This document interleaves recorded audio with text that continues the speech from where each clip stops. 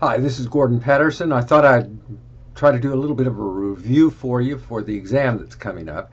I know that many of you are studying and you're looking through the Perry book, you're looking through your notes, and you're using the Canvas Learning Management System.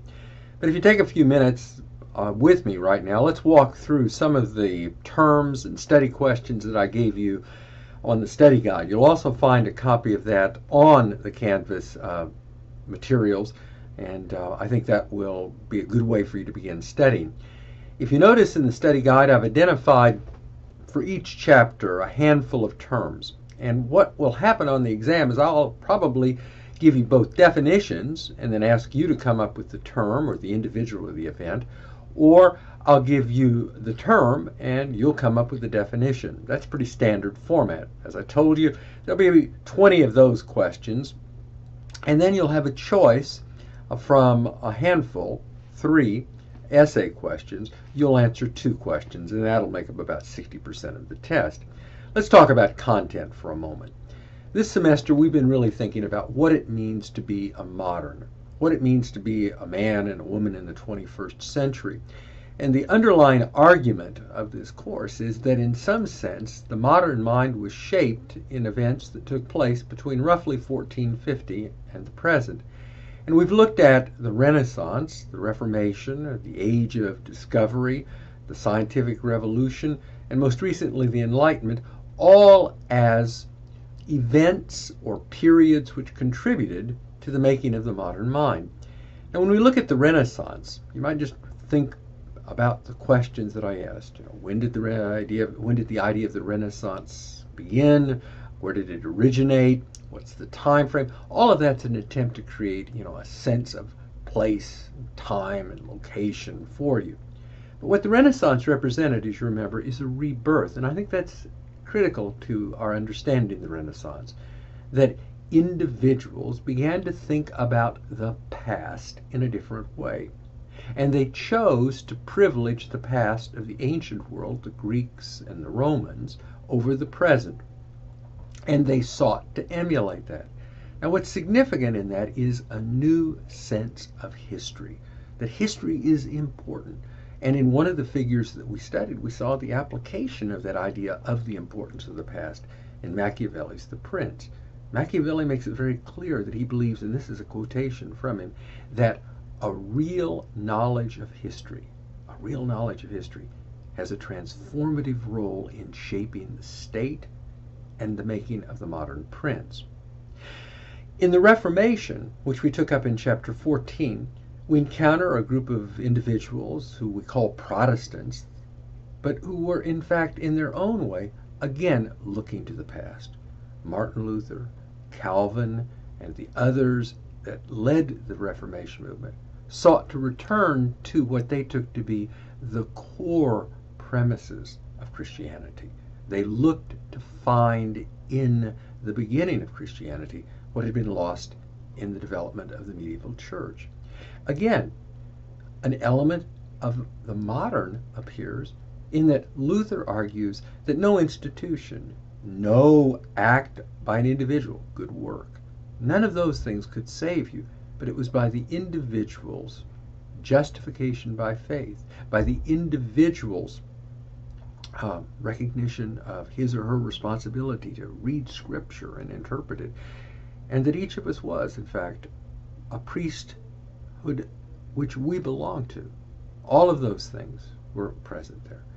A notion that was in Calvin of predestination is also critical to this. This idea of God's omniscient and omnipotent.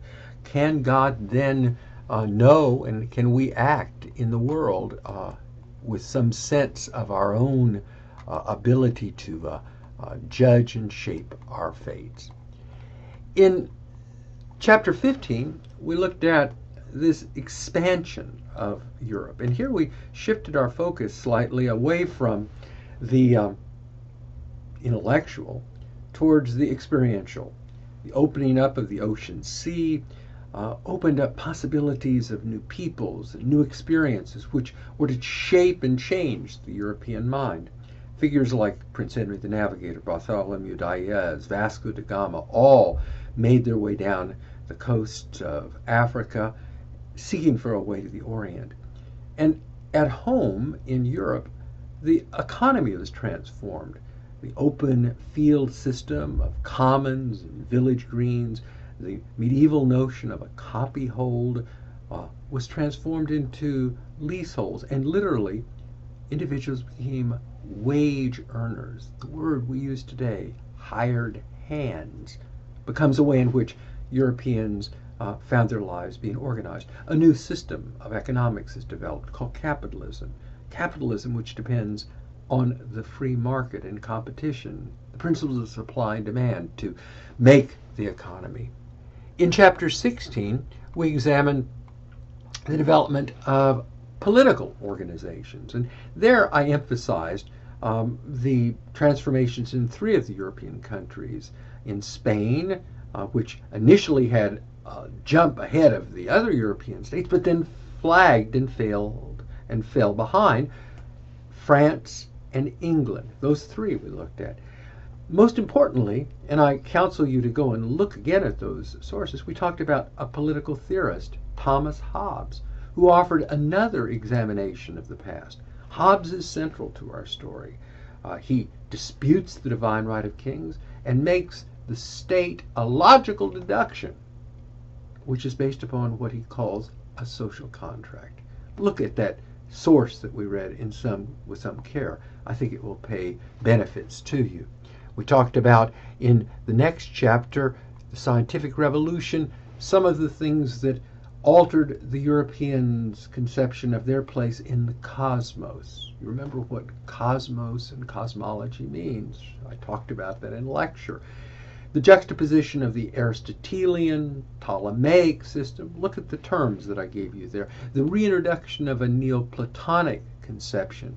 And then critical figures like Copernicus, the observer, Tycho Brahe, Kepler, the mathematician, Galileo, who draws together observations and physics, and then the penultimate of these figures, Isaac Newton, who comes up with a notion, and I think I told you the analogy that was used a century after his death, that the universe was like a great mechanism, a watch. We didn't create the watch, but it's possible, given Newton's laws, to open up its cover and understand its principles. And finally, last time we talked about the Enlightenment. And there, what I tried to do was introduce to you something of the social context, the rise of the public culture through literacy, because of printing, the development of the salons, the idea of scientific societies, the coffee houses. We talked about all of those things. And then we took up the work of those very special individuals who were critics of Christianity, the skeptics and freethinkers and pantheists.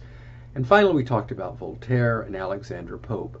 Pope's notion of philosophical optimism was contested mightily by Voltaire, protested against in Candide. In the lecture that I recorded a PowerPoint for, I'll talk more about Locke, who continues the social contract theory, Montesquieu, who comes up with an idea of a division of political power, and perhaps the most radical of the Enlightenment political thinkers, Jean-Jacques Rousseau, who makes in 1762 the social contract the central piece of his notion of democracy.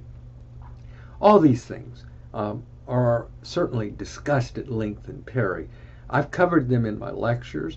We've talked about them, some of us outside of class. I hope that this short overview will give you an idea of some of the things to think about in terms of the exam. You're in my thoughts. I'll see you on Thursday morning. Study, work hard, and I'm confident you'll do well. Thanks for being my students.